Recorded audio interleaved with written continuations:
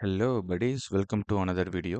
So இன்னைக்கு இந்த வீடியோவில் என்ன பார்க்க போகிறோம் அப்படின்னா, நாளைக்கு டியூஸ்டே மார்க்கெட் பற்றின Nifty overall new more ஓஐ updates and இன்னைக்கு மார்க்கெட்டுக்கு நம்மளுடைய அனலைசிங் எந்த அளவு ஒர்க் அவுட் ஆகிருக்கு, நேற்று வீடியோவில் சொன்னது போல் என்னென்ன பாயிண்ட்லாம் ஹேப்பன் ஆகிருக்கு அப்படின்றத பற்றி தான் ஓவரால் அந்த வீடியோவில் பார்க்க போகிறோம். ஸோ நோ டிலே வீடியோக்குள்ளே போயிடலாம். ஸோ நேற்று வீடியோ பார்த்தவங்களுக்குலாம் தெரிஞ்சிருக்கும் நம்ம என்னென்ன அனலைசிங் கொடுத்துருந்தோம் அப்படின்னு. ஸோ ஃபஸ்ட் திங் டவுன் சைடுக்கு தான் ப்ரியாரிட்டி கொடுத்துருந்தேன். சேம் அதே டவுன் சைடு தான் ஹேப்பன் ஆகிருக்கு. அண்ட் 2 பாயிண்ட் கிட்ட நான் உங்களுக்கு என்ட்ரி குடுத்துருந்தேன். அது 2மே எக்ஸாக்ட்டா ஹேப்பன் ஆயிருக்கு. ஓகேங்களா? ஸோ ஃபர்ஸ்ட் திங் என்ன அப்படின்னு பார்த்தீங்கன்னா, மார்க்கெட் 24,850 பிரேக் பண்ணுது அப்படின்னா, அத ரெசிஸ்ட் எடுத்துட்டு 24,900 வர கிளீனா மூவ் ஆகும் அப்படின்றத போல நான் வீடியோல 4.20 அந்த செகண்ட்ல நான் சொல்லியிருப்பேன். வேணா செக் பண்ணிக்கோங்க. அண்ட் அதுக்கப்புறம் நான் என்ன சொல்லியிருந்தேன் அப்படின்னா, சேம் 800 டூ 900 தான் நமக்கு வந்து இந்த ஒரு டிராவலிங் பீரியடா இருக்க போகுது. மார்க்கெட் 800 தாண்டும் பொழுது. ஸோ அந்த ஒரு 100 பாயிண்ட்ஸ் மூவ் கிடைக்குன்றது போல சொல்லியிருப்போம். சேம் அந்த பாயிண்ட் நடந்திருக்கு. ஓகேங்களா? ஸோ அதுக்கப்புறம் பார்த்தீங்கன்னா, 24,750யும் 24,850யும் ஈஸி டூ பிரேக் பாயிண்ட், அதாவது week resistance and week support நான் சொல்லியிருப்பேன். சேம் 2மே அந்த அளவுக்கு ஈஸியா பிரேக் பண்ணிட்டு மார்க்கெட் ஒரு கிளீன் மூவ் குடுத்திருந்தது. ஓகேங்களா?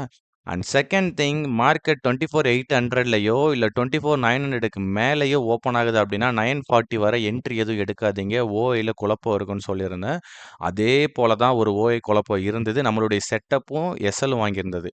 பட் நம்ம தான் 945 வரையும் என்ட்ரி எடுக்கக்கூடாதுன்னு சொல்லியிருந்தோம். 800ல ஓப்பன் ஆச்சு, 800 கீழ ஓப்பன் ஆச்சு அப்படின்னா, ஸோ நம்மளோட செட்டப் அந்த இடத்துல ஃபெயிலியர் குடுத்திருந்தாலும் நம்ம அந்த என்ட்ரி போகல. 24,940 வரை வெயிட் பண்ணியிருந்தோம். 40க்கு அப்புறம் இந்த 50 ரீட்ரேஸ்மென்ட் கரெக்ட்டா 24,800ல இருந்துச்சு. ஸோ மார்க்கெட்ல என்ட்ரி எடுத்து 850 வரை தான் நான் டார்கெட் வச்சிருந்தேன். 850 கிளீன் மூவ் அப்படின்றதுனால நான் இந்த கேண்டிலோட என்ட்ரிய வந்து க்ளோஸ் பண்ணிட்டோம். 10:15க்கு ஓகேங்களா?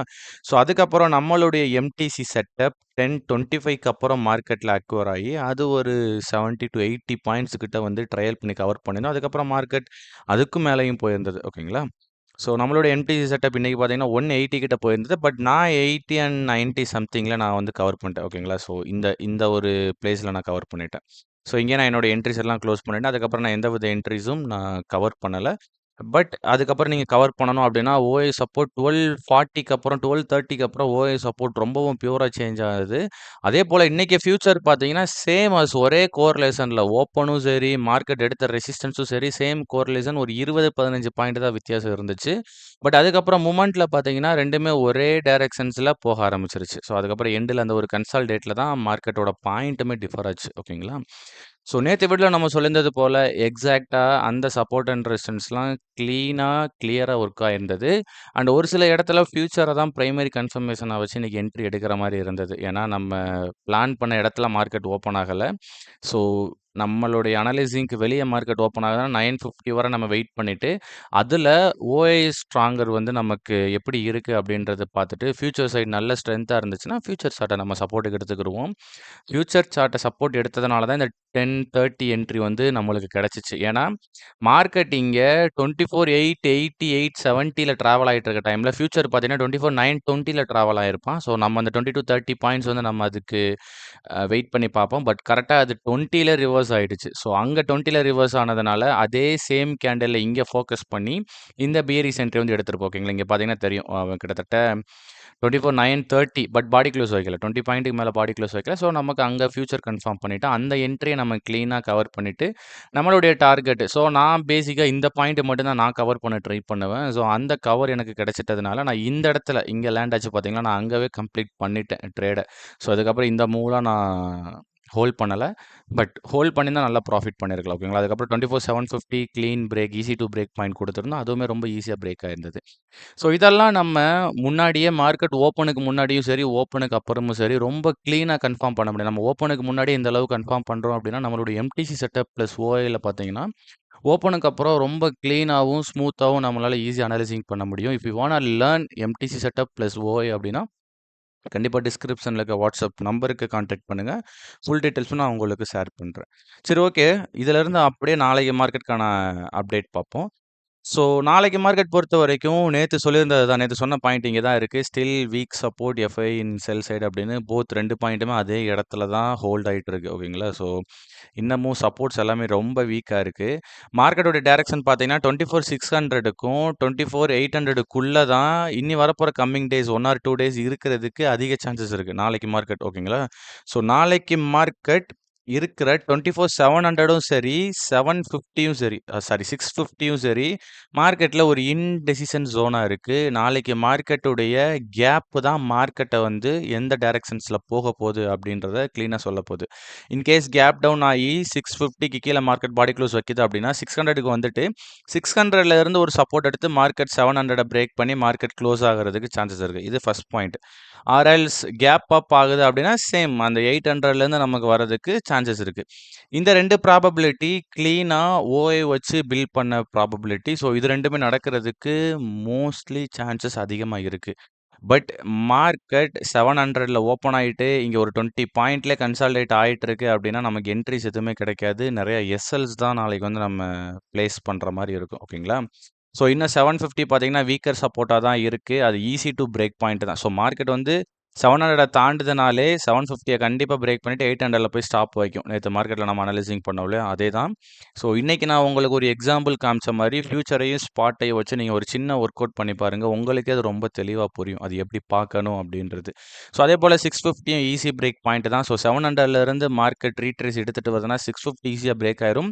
பட் 600 ஈஸி பிரேக் பாயிண்ட் கிடையாது. அண்ட் 800ம் ஈஸி பிரேக் பாயிண்ட் கிடையாது. ஓகேங்களா? ஸோ அதனால மார்க்கெட் இதுக்குள்ள டிராவல் ஆகுறதுக்கு அதிக சான்சஸ் இருக்கு. கேப்லயே நமக்கு ஓப்பன் ஆயி, இங்க 750க்கு மேலயே மார்க்கெட் ஓப்பன் வச்சாலும், 800லேருந்து மார்க்கெட்ட திருப்புறதுக்கு ரொம்ப சான்சஸ் இருக்கு. இந்த 800 டூ 700ல கண்டிப்பா ஒரு என்ட்ரி கிடைக்கும். மார்க்கெட் 750க்கு மேல ஓப்பன் ஆகுது அப்படின்னா. சேம் அதே பேட்டர்ன் தான் கீழ 650க்கும். ஸோ இந்த 2 தான் நடக்கிறதுக்கு சான்சஸும் ரொம்பவும் அதிகமா இருக்கு. ஓகேங்களா? ஸோ அதனால இந்த 2 மூவையும் பாயிண்ட் மார்க் பண்ணிட்டு, நீங்க அத கவனிக்க ஆரம்பிங்க. ஃபியூச்சரையும், ஸ்பாட்டையும் ஓவர்லேப் பண்ணிக்கோங்க. ஓப்பன் இன்ட்ரெஸ்ட்ட ஒரு சின்ன சப்போர்ட்டுக்கு வச்சுக்கோங்க. ஓகேங்களா? ஸோ நெக்ஸ்ட்டு இத தவிர வேற ஏதாவது பாயிண்ட் ஓப்பன் ஆனா நான் என்ட்ரி எடுப்பேனான்னு கேட்டா, நேத்து சொன்ன அதே பாயிண்ட் எந்தெந்த பாயிண்ட்னா, நேத்து கூட 100 பாயிண்ட் கேப் தான் இருந்துச்சு. இன்னைக்கு 200 பாயிண்ட் கேப் இருக்கு. 24,800ம் சரி, 24,600ம் சரி, இத தாண்டி ஓப்பன் ஆகுற பட்சத்தில சேம் அஸ் 945 வர நான் வெயிட் பண்ணுவேன். அங்கருந்து எந்த சப்போர்ட், எந்த ரெசிஸ்டன்ஸ்ல மார்க்கெட் சேஞ்ச் ஆகுது, ஓப்பன் இன்ட்ரெஸ்ட் டேட்டா என்ன, பிசிஆர் டேட்டா என்ன அண்ட் சம் கால்குலேஷன்ஸ் எல்லாம் பண்ணிட்டு, அதுக்கப்புறம் தான் அந்த டைரக்ஷனே கன்ஃபார்ம் பண்ணுவேன். ஸோ அப்பனா தான் நம்ம இந்த மாரி எஸ்எல்ஸ்லாம் தவிர்க்க முடியும். இந்த இன்னைக்கெல்லாம் பார்த்தீங்கன்னா, இந்த 9:30 என்ட்ரி ரொம்பவும் கிளீன் என்ட்ரியா தான் இருந்துச்சு. ஓப்பன் இன்ட்ரெஸ்ட்லயும் நல்ல ரெசிஸ்டன்ஸு, டெக்னிக்கல்லயும் 3 மினிட்ல நல்ல கன்ஃபர்மேஷன், பிசிஆர் கன்ஃபர்மேஷன் அது இதுன்னு எல்லா கன்ஃபர்மேஷன் வெயிட்டிங்ல இருந்துச்சு. பட் அது எஸ்எல் ஆச்சு. ஏன் அப்டின்னா, நம்ம அந்த பிளான் பண்ற ஒரு அப்நார்மல் மூவ் மார்க்கெட் ஓப்பன் ஆகுது அப்டின்னா, அதுக்கான ஒரு கன்சிடரேஷனா மார்க்கெட் குடுக்க ஆரம்பிக்கும். அதுவரைக்கும் நம்ம அத ரிலாக்ஸ் ஜோன்ல விட்டுட்டு அத மூவ் பண்ண விட்டுறணும். ஒரு நாள் என்ட்ரி எடுக்காட்டி நமக்கு எதுவுமே ஆகப்போறது கிடையாது. ஸோ நம்ம ஒரு 1 ஹவர் வெயிட் பண்றதுல தப்பு கிடையாது. ஸோ வெயிட் பண்ணிட்டு, அதுக்கப்புறம் மார்க்கெட் ஒரு கிளீன் மூவ் நம்ம மார்க் பண்ணியிருந்த 24,900 மேஜரா நம்ம வச்சிருந்தோம். ஸோ 24,900க்கு மார்க்கெட் வர மாரி தெரியுது. ஸோ இந்த கிளீன் மூவ் நீங்க கேப்சர் பண்ணியிருந்தாலும் நீங்க கேப்சர் பண்ணியிருக்கலாம். 24,900 வர வெயிட் பண்ணி அந்த 900லேருந்து நீங்க கிளீன் மூவ் எடுக்கனாலும் எடுத்திருக்கலாம். அந்த ஒரு 1/2 அன் ஹவர் வெயிட் பண்ணியிருந்தீங்க அப்படின்னா, ஒரு எஸ்எல் இல்லாம 2 டிபி கிட்ட எடுத்திருக்கலாம். இல்ல வெயிட் பண்ணாட்டி ஒரு எஸ்எல், ஒரு டிபி ஆர் 2 டிபில நம்ம இருந்திருப்போம். ஸோ ஒரு எஸ்எல் வாங்கிட்டாலே நம்மளுடைய எமோஷனல்ஸ்லாம் நம்ம கண்ட்ரோல் பண்ணாம நம்ம என்ட்ரிஸ் எடுக்க ஆரம்பிச்சுருவோம். ஸோ அதுலேருந்துலாம் தப்பிக்கணும் அப்படின்னா, ஒரு கிளீன் மூவ் எடுக்கிற மாரி இருக்கும். ஆர் எல்ஸ் எஸ்எல்ல பாதிக்கப்படாத அளவுக்கு நீங்க எஸ்எல் வாங்கியிருந்தா மட்டுமே அத பண்ண முடியும். ஸோ அதனால கால்குலேட்டிவ் ரிஸ்க் எடுங்க. அப்பனா தான் ரிஸ்க் மேனேஜ்மென்ட்ல ரொம்பவும் ப்ராப்பரா பண்ண முடியும். ஓகேங்களா? ஸோ இன்னைக்கு சொன்ன பாயிண்ட்ட கவனத்துல வச்சுக்கோங்க. அந்த பாயிண்ட்ல நீங்க என்ட்ரீஸ் வந்து கேப்சர் பண்ண ட்ரை பண்ணுங்க. சொன்னது போல தான் நான் டைரக்ஷனலுக்கு 24,600 டூ 24,800 பாயிண்ட் வந்து ஒரு நல்ல டிகேஸ் நாளைக்கு குடுக்கும். செல்லர்ஸ் நீங்க பண்றவங்க யாராவது வீடியோ பார்த்துட்டு இருக்கீங்கன்னா, 24,800 டூ 24,600 நீங்க தாராளமா நீங்க ஸ்ப்ரெட்ஸோ, கேலண்டர் ஸ்ப்ரெட்ஸ் எதுனாலும் நீங்க ட்ரை பண்ணி பார்க்கலாம். உங்களுக்கு அது ஒரு நல்ல ஒரு கிளீன் மூவ் குடுக்குறதுக்கு சான்சஸ் இருக்கு. இந்த 200 பாயிண்ட்ஸ்ல பெரிய பெரிய ஒரு ஆப்ஷன் கால்குலேஷன்ஸ்லாம் போடுறது ஒரு டஃப்பா தான் இருக்கும். Iron con, iron fly or calendar spread இதெல்லாம் டஃப்பா தான் இருக்கும். நார்மலா ஸ்ட்ராடல், ஸ்ட்ராங்கிள்ஸ் அதில ஏதாவது ஒரு கம்பைன் பண்ணிட்டு, நீங்க அத ட்ரை பண்ணி பாருங்க. ஒரு சின்ன ப்ராஃபிட்டோட நீங்க எஸ்கேப் ஆவீங்க. உங்களுடைய செட்டப் டேமேஜ் பண்ணிற வேணாம். அதோட சேர்த்து இத ஃபாலோ அப் பண்ணி பாருங்க. உங்களுக்கு இன்னும் கொஞ்சம் ஒரு கிளீன் ஐடியாஸ் கிடைக்கிறதுக்கு சான்சஸ் இருக்கு. ஸோ நெக்ஸ்ட்டு நாளைக்கு மார்க்கெட்க்கான ரிவ்யூ அண்ட் வெட்னஸ்டே மார்க்கெட்க்கான அனலைசிங்ல மீட் பண்றேன். So thank you. பபாய்.